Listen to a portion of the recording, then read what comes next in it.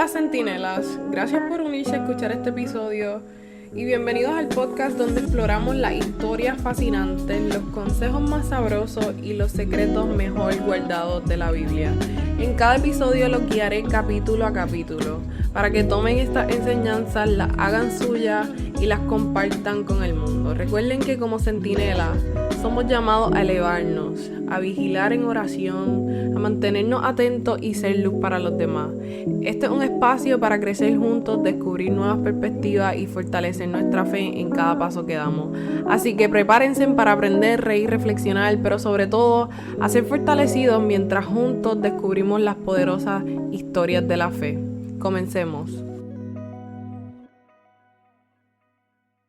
Continuamos con el capítulo de Génesis, donde estamos ahora en el capítulo 2. Recordamos el capítulo 1, donde se nos narró la historia de la creación, de cómo Dios como artista fue día a día creando el mundo, pero no tan solo eso, describe cómo Él es un arquitecto de un templo universal, o sea, templo de donde vamos a adorar y donde nosotros, ¿verdad? Dios habita, nosotros también somos templo de Dios, pero este templo del universo donde nosotros vivimos y existimos, ¿verdad? Y ahora en este segundo capítulo vamos a nuevamente continuar la historia de la creación, pero vamos a enfatizar más en el relato de la historia de la vida y de la historia de la creación del hombre, mucho más específica. Va a ser como un zooming. Yo te conté algo breve del primer capítulo, pero ahora en este primer capítulo necesito contarte una historia más específica. Necesito adentrarte un poco más profundamente en esto de la vida, ¿verdad? De cómo yo creé la vida. Entonces empezamos el capítulo continuando con el relato anterior, ¿verdad? Culminándolo con el séptimo día, ¿verdad? Estábamos en el día 1, 2, 3, 4, 5, 6 y ahora 7, que es el descanso de Dios, ¿verdad? El día que Dios descansó, que es la lección mayor que nosotros conocemos dentro de nuestra iglesia, que es ese descanso físico, pero también el descanso espiritual. Y el séptimo día es el día donde Dios descansó. Para los judíos se consagra el sábado como el día a Dios, en Éxodo 28, y los cristianos nosotros consagramos el domingo, el primer día de la semana, en Mateo 28:1, porque Jesús resucitó el tercer día y domingo proviene del latín Dominica Deis, que quiere decir día del Señor, ¿verdad? Y quiero enfatizar en eso, de que el primer capítulo estábamos viendo cómo Dios trabajaba en la obra de su creación, versus ahora estamos viendo un Dios que descansa y cómo ahora nosotros, como esas dos cosas, como esas dos perspectivas de Dios nos unen a Dios, ¿verdad?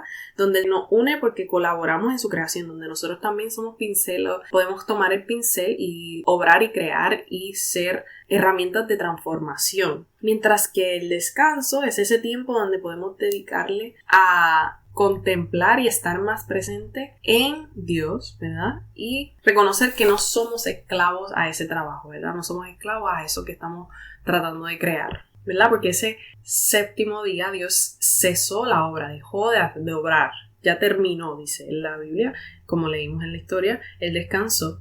Y el descanso de Dios es diferente al descanso de nosotros. Dios no descansa, o sea, Jesús mismo dice como que yo trabajo todos los días. Dios Padre trabaja todos los días, somos nosotros los que tenemos que descansar. Entonces hay que destacar cómo así que Dios descansó. Y pues ese número 7 del séptimo día no tan solo se denomina como ese séptimo día del día del Señor, pero también el 7 en la Biblia significa perfecto y completo, o sea, significa plenitud, perfección divina y totalidad. O sea que Dios, adicional a que es un creador, también es un mega perfeccionista, que Él, la obra que crea, quiere que esté 70 veces 7, o sea, 70 perfección sobre perfección. De que todo ha sido hecho y cumplido, similar como Jesús dice, todo fue consumado. Tenemos que reconocer que Dios en ese séptimo día hizo todo perfecto. Y la diferencia entre el descanso de Dios y el descanso de nosotros es que Dios es perfecto y nosotros descansamos en esa perfección. Nosotros descansamos en esa plenitud y esa perfección divina y total. Y pues continuamos con la historia de la creación de la vida y la creación del hombre, que el versículo 5 nos habla de eso, de lo inorgánico a lo orgánico. Como les dije en el día 3, yo les dije del inorgánico a lo orgánico.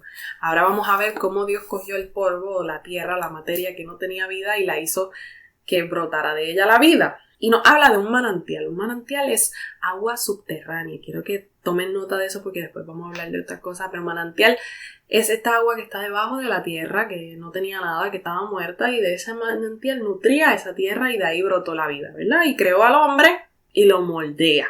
Y quiero enfatizar en esa palabra de moldear porque el verbo y las palabras, ciertas palabras, recordamos que simbolizan la imagen del Hijo, ¿verdad? Jesús en presente en estos relatos. Y nos da, adicional a moldearnos, nos da ese aliento de vida que Dios sopla en nuestra nariz y se acerca, ¿verdad? Porque para tú soplar en la nariz es como si estuviera nariz con nariz, ¿verdad? Y cuando tú estás nariz con alguien, tú literalmente puedes sentir a la otra persona respirando en tu cara. Pues Dios se acerca de esa forma, de que Él pone su cara con su cara y respira sobre nosotros, donde nos presta de su aire para que nosotros podamos respirar, como Él nos puede donar ese aire para donar la vida que Él tiene dentro de Él, nos la dona, como nosotros podemos donar sangre para poder dar vida a otras personas. Y pues la arcilla del suelo y el soplo divino indican que el ser humano es materia y espíritu, ¿verdad? Es un cuerpo animado por un alma inmortal con deseo de volver a Dios, ¿verdad? Recordamos que empezamos con el capítulo enfatizando en la necesidad del descanso y después nos cuenta los relatos de la creación, es decir, que somos creados para descansar en Dios. Como dice San Agustín, no hiciste para ti y nuestro corazón no encuentra reposo hasta llegar a ti. Pero es necesario, como les dije, enfatizar en la palabra moldear. ¿Por qué? Porque Dios utiliza esa palabra de que nos moldea y ese verbo. Es interesante porque en otras traducciones dice que Dios forma y crea al hombre, pero el verbo que se utiliza para describir a Dios creando a Adán es el verbo yatzan, que en hebreo significa modelar, y siempre modelar con algo suave como barro o arcilla, que es el mismo verbo que se utiliza cuando se describe al alfarero en Jeremías capítulo 19, cuando nos habla de un Dios alfarero, que Dios nos moldea con sus propias manos como un alfarero moldea el barro y la arcilla. Y pues continuando con la historia, después de que creó al hombre, está ahora en este jardín, en el Edén, ¿verdad? Brotan las plantas.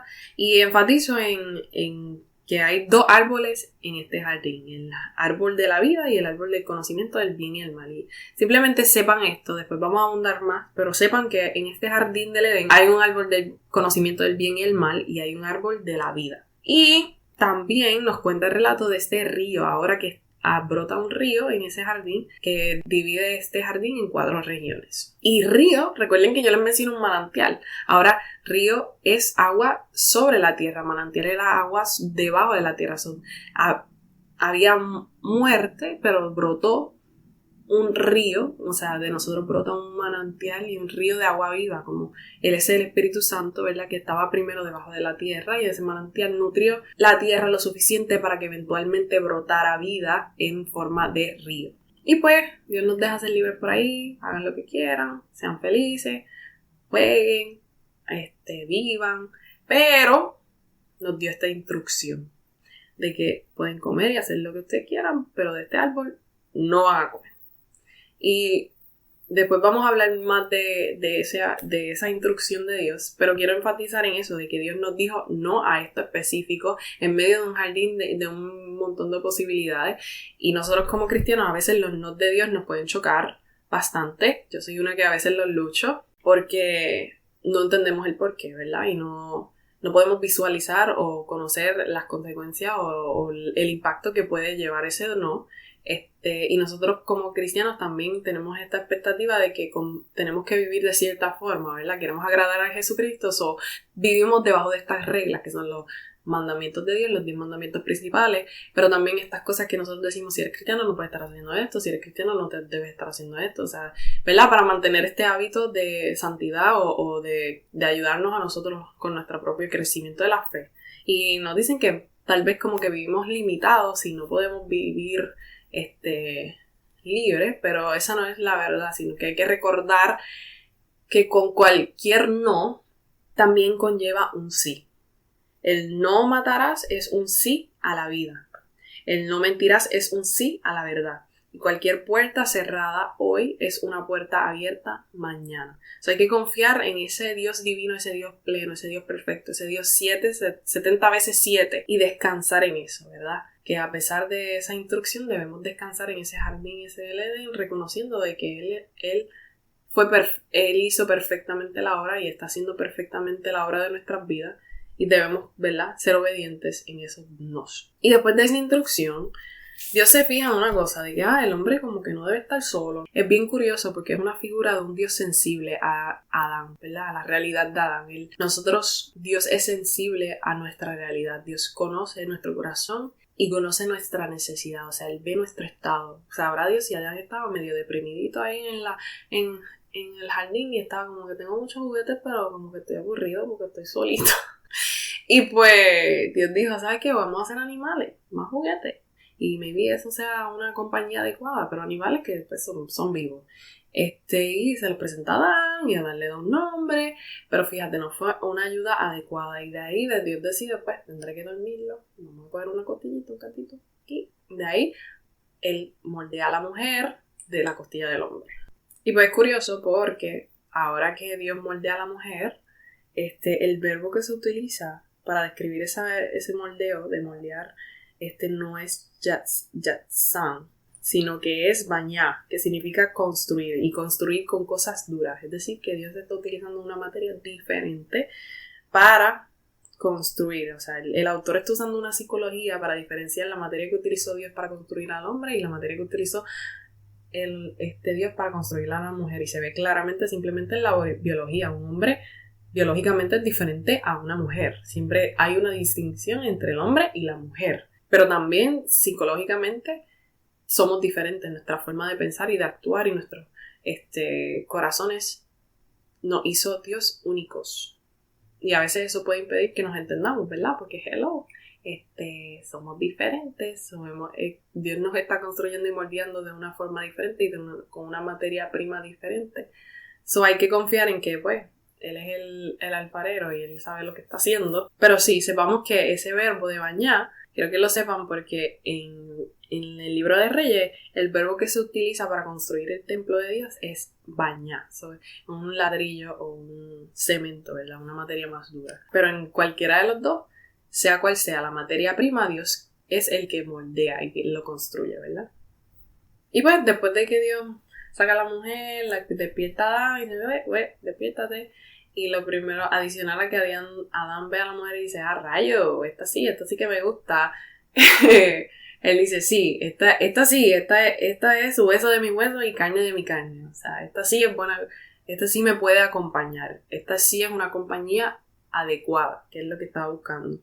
Y pues usualmente se hace referencia a este pasaje como en la vocación del matrimonio, que pues el hombre se une a su mujer, deja a padre y su madre, y pues ellos tienen ahora en esa unión, que es uno de los misterios mayores de la vida, el hombre y la mujer tienen la capacidad de crear más vida, de que esa unión de óvulo con espermatozoide surge una sola célula y de esas células surgen otras trillones de células que cada una se diferencia a tener distintas funciones, esas que crean órganos que se interaccionan entre sí y tenemos todo un cuerpo funcional que es una de las maravillas de nuestra realidad y de nuestro mundo. Pero es eso, de que esta persona, esta compañía es adecuada, esta es el hueso de sus huesos y carne de sus carnes.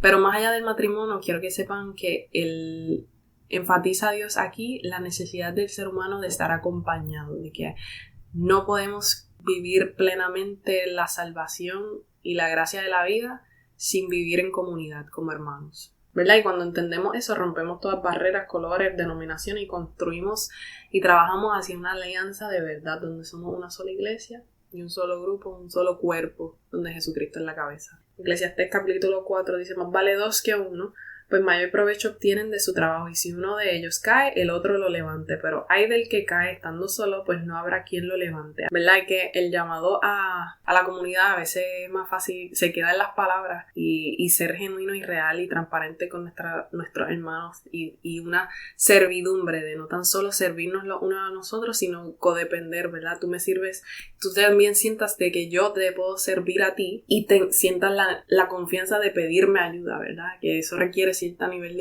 de humildad. Y pues para poder amarnos los unos a los otros tenemos que construir y sacar el tiempo para conservar, porque ¿cómo vamos a tener tiempo para amar si no tenemos tiempo para conversar los unos con los otros, ¿verdad? Hay otro dicho que es bien bonito también que dice, solo llegarás más rápido, pero acompañado llegarás más lejos. Así que hago la misma oración que hizo Jesús en el huerto de Getsemaní, en el libro de Juan, donde Él le pide a Dios que seamos uno. Le pido al Señor que tenga misericordia y compasión de nosotros, su iglesia, que no mire nuestros pecados, sino nuestra fe, ¿verdad? Y que reconozca en nosotros ese deseo de ser a imagen y semejanza de Él, de ser barro para sus manos, de que nos ayude a nosotros a valorarnos, no tan solo a nosotros mismos, sino a los demás, reconociendo que cada uno somos únicos, de que cada uno Dios nos construyó con una materia prima diferente y que está construyéndonos de distintas formas y para distintos objetivos, distintas funciones, como cualquier órgano o célula en el cuerpo, somos diferentes, pero unidos logramos ser mucho, mucho, mucho más. Ayúdanos, Señor, a ser barro y moldeables a ti, como personas y como comunidad, y sobre todo a descansar en la plenitud de que eres tú, la plenitud que tú eres 70 veces 7, o sea, perfección sobre perfección, divinidad total y plena. Y conociendo simplemente esa verdad, esto que tú has creado, esta vida que tú nos has dado, es suficiente. Es suficiente con el jardín, aún con los no, aún con la compañía no adecuada y adecuada, Señor. Descansamos en tu plenitud y confiamos en tu perfección.